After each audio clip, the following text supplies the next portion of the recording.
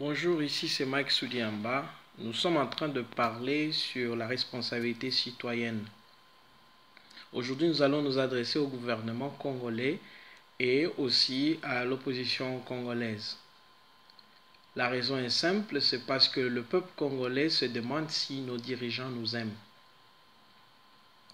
J'étais en train de lire un commentaire ici d'un étranger qui disait « L'État congolais est vu comme une société dirigée par des fous qui font subir l'ardeur de leur folie à la population. C'est un État idiot, un État bandit, un État irresponsable, un pays des incapables, des incompétents, qui ne sait pas où il va et dans lesquels les valeurs nobles ont disparu. » La réputation de notre pays n'est pas bonne au niveau international. Et c'est important que nous puissions faire l'autocritique si nous voulons que notre pays puisse progresser. Il suffit seulement d'aller dans nos aéroports, dans nos douanes, dans nos ambassades. Il suffit seulement de voir nos services publics. Nous allons voir que il y a beaucoup de changements qui doivent se passer.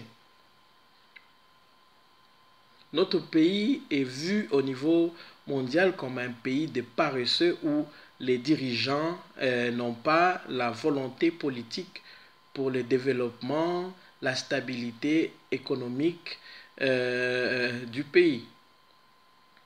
J'étais en train de lire, j'étais en train de voir les projets de société de nos politiciens. Ce ne sont pas les idées qui manquent, il y a des bonnes initiatives, mais il y a un problème. Quand nous écoutons leurs projets de société, du côté du gouvernement, du côté de l'opposition, nous allons voir qu'il y a un élément qui manque. Et cet élément, c'est comment démanteler un système mafieux. Comment démanteler un système des intouchables? Comment démanteler un système où le désordre est généralisé? Comment démanteler un système où des ministres exigent des commissions de 20 à 30% aux investisseurs?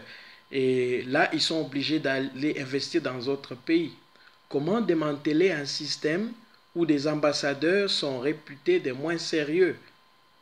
Si vous vous renseignez au niveau de New York, vous allez voir que nos diplomates ne vont jamais dans les réunions stratégiques.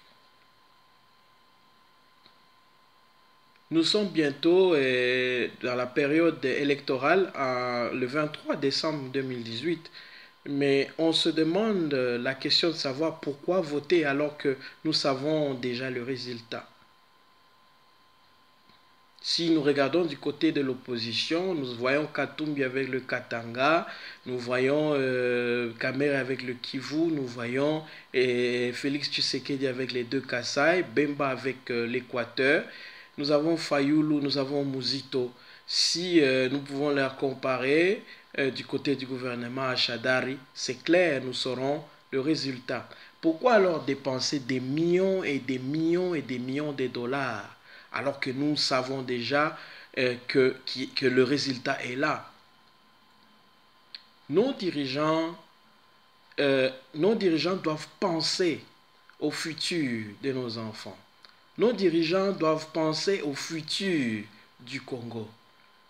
Nos dirigeants ne doivent pas regarder leurs propres intérêts comme nous voyons. Nous voyons des politiciens, des ministres, des députés multimillionnaires, alors que la population souffre, alors que nos militaires souffrent, alors que nos policiers souffrent. C'est un appel à nos politiciens. Que chacun de nous puisse penser comment nous allons démanteler ce système mafieux. Je vous prie de partager cette vidéo et merci de votre temps. Merci.